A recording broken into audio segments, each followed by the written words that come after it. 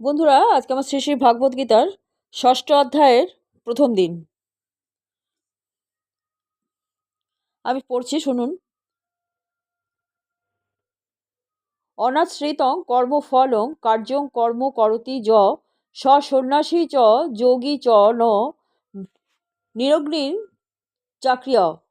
শ্রীল প্রভুপাদের গীতার গান। ভগবান কহিলেন, অনাশ্রিত কর্মফল সেই মুখ্য হয়, তাহা বিনা সন্ন্যাসী কি যোগী কিছু নয়।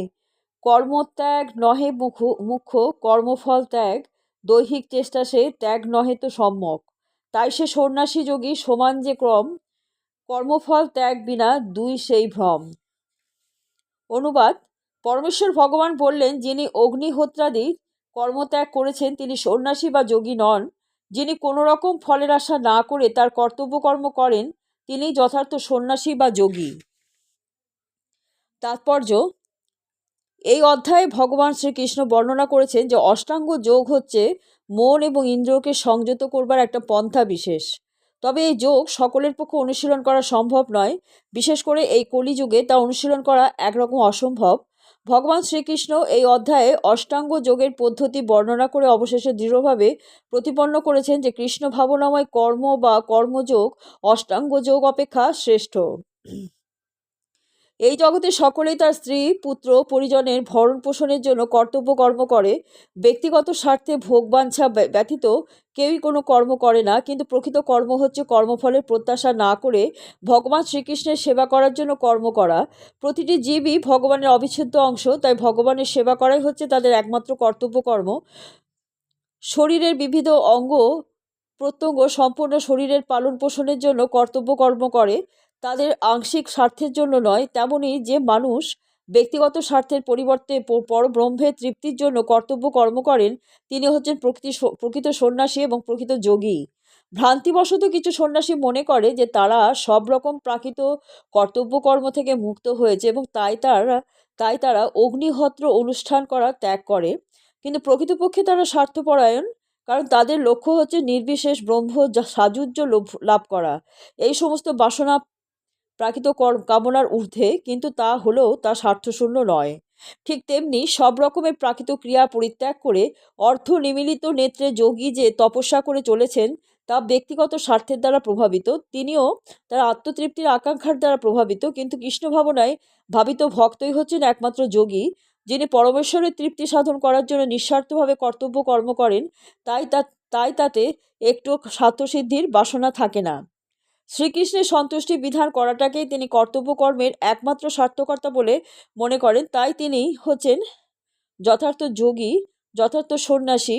বৈরাগ্যের মূর্ত বিগ্রহ শ্রী চৈতন্য মহাপ্রভু প্রার্থনা করেছেন, ন ধনং ন জনং ন সুন্দরীং কবিতাং বা জগদীশ কাময়ে মম জন্মনি জন্ম নিঃস্বরে ভবতাদ্ভক্তি হৈতুকি তৈ।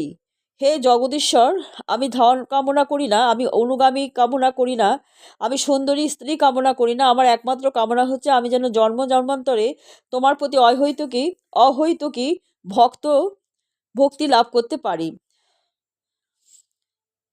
সন্ন্যাসমিতি প্রাহ যোগং তং বিদ্ধি পাণ্ডব ন হাস্যনস্ত কল্প যোগী ভবতি কশ্চনং।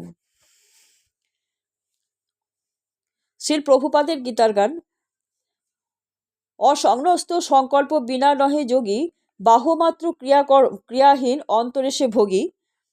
হে পাণ্ডব, যাকে সন্ন্যাস বলা যায়, অনুবাদ: হে পাণ্ডব, যাকে সন্ন্যাস বলা যায় তাকেই যোগ বলা যায়।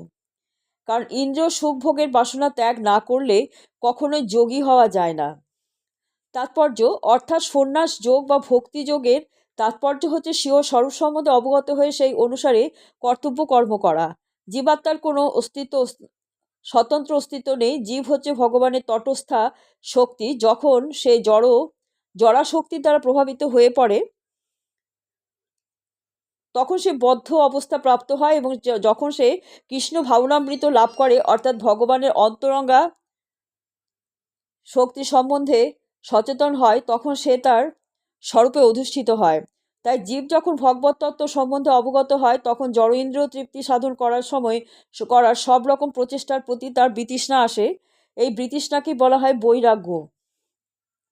ইন্দ্রিয় দমন করে যোগীরা জড়বন্ধন থেকে মুক্ত হওয়ার চেষ্টা করে, কিন্তু কৃষ্ণভক্ত তার সবকটি ইন্দ্রিয়ই ভগবান শ্রীকৃষ্ণের সেবায় নিয়োজিত করেন, তাই আর অন্য কোনো বিষয়ের প্রতি তার আসক্তি থাকে না। তাই কৃষ্ণভক্ত একাধারেই যোগী এবং সন্ন্যাসী। জ্ঞান এবং ইন্দ্রিয় নিগ্রহ বিষয়ক যোগীর প্রয়োজন কৃষ্ণ ভাবনায় আপনা থেকে পূর্ণ হয়ে যায়। স্বার্থসিদ্ধির প্রবৃত্তি পরিত্যাগ করতে না পারলে জ্ঞান অথবা যোগ সাধন করার কোনো অর্থ হয় না। জীবনের চরম উদ্দেশ্য হচ্ছে সব রকম ব্যক্তিগত স্বার্থ ত্যাগ করে ভগবানের সেবায় ব্রতী হওয়া। যিনি পরম তত্ত্ব উপলব্ধি করতে পেরেছেন, অর্থাৎ যিনি কৃষ্ণ ভাবনার অমৃত লাভ করেছেন, ইন্দ্র সুখ ভোগের প্রতি তার আর কোনো স্পৃহা থাকে না। তিনি সবসময়ই ভগবান শ্রীকৃষ্ণের ইন্দ্রিয় তৃপ্তি সাধন করবার চেষ্টায় মগ্ন। যারা এই সিদ্ধান্ত অনুযায়ী ভগবত তত্ত্ব জ্ঞান লাভ করতে পারেনি, তাদের পক্ষে জড় ইন্দ্র তৃপ্তি সাধন করা ছাড়া আর কোনো উপায় নেই। কারণ কর্তব্যকর্ম না করে জীব এক মুহূর্ত থাকতে পারে না।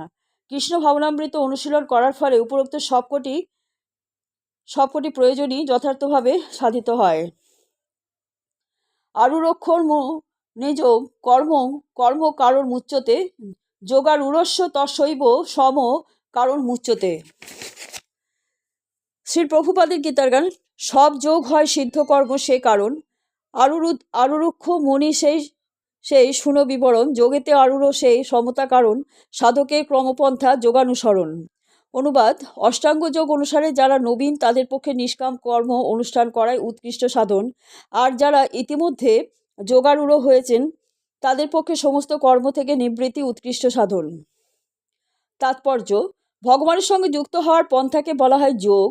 এই যোগকে একটা সিঁড়ির সঙ্গে তুলনা করা হয়, যার দ্বারা পারমার্থিক তত্ত্বজ্ঞানের সর্বোচ্চ স্তরে আরোহণ করা যায়। জীবনের সর্বনিম্ন স্তর থেকে এই সিঁড়ির শুরু এবং ক্রমান্বয়ে তা আধ্যাত্ম মার্গের চরম স্তরে উপনীত হয়েছে।